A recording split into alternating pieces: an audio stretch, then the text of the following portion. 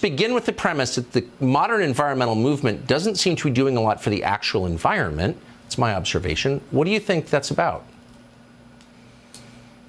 Well, I think the best example of that's probably both Sri Lanka and Germany. I mean, Sri Lanka is an absolute wasteland at the moment as a direct consequence of idiot, hypothetically environmentalist policies. And then in Germany, energy is much more expensive than it was. It's much more unreliable than it was.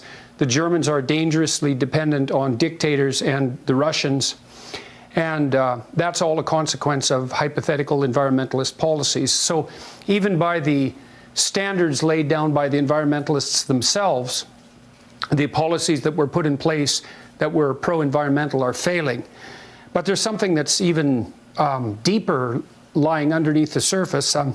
Alex Epstein has made a fair bit of this in his new book, Fossil Future, but I started delving into this, I guess, 30 years ago when I wrote my first book, Maps of Meaning.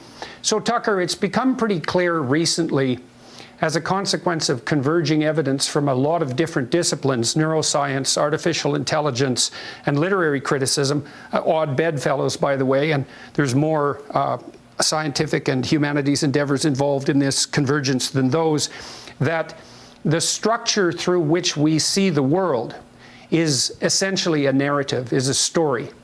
Yes. And so, and in fact, I asked the world's greatest neuroscientist about a month ago on my podcast, Carl Friston, if even our object perceptions were micro stories.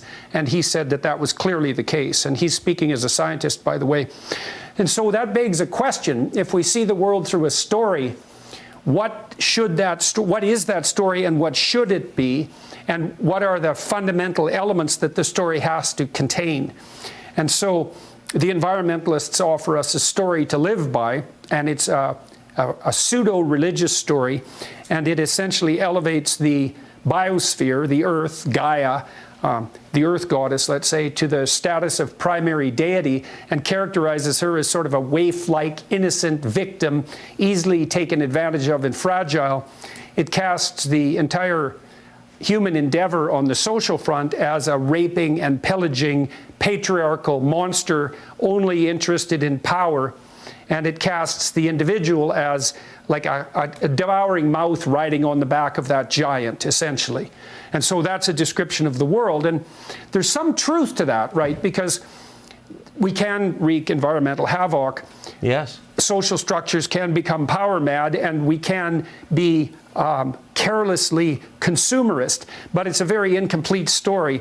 It demonizes in a very pathological manner. So when you hear people say things like, human beings are nothing but a cancer on the face of the planet, or there's too many people on the planet for the earth to feed, let's say, then you're seeing reflections of that underlying pseudo-religious narrative, and it's extraordinarily dangerous. Now, the reason that you can see that in some ways it's a religious structure rather than a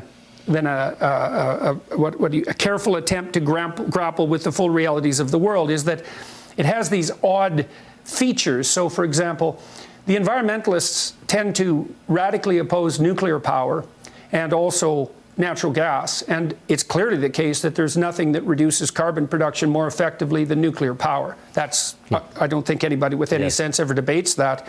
And it's also clearly the case that if we were careful with nuclear power, and we could be because we've been building nuclear plants for a long time, that we could be providing extremely low-cost energy to people, especially poor people throughout the world. But we're not going to do that. In fact, we have an anti-energy policy in place, especially in any places that are ruled essentially by the left. And the consequence of that is, well, I just saw today, UNICEF just released a report showing that there's been a 25% increase in the last year and a half in the number of women and children that are starving around the world. It's a direct consequence of the increase in energy prices, which are in themselves a direct consequence of anti-industrial policies put in place by hypothetically well-meaning, deluded, pseudo-religious environmental worshippers of the apocalypse. It's an appalling situation, and it's likely to get worse, I would say, before it gets better.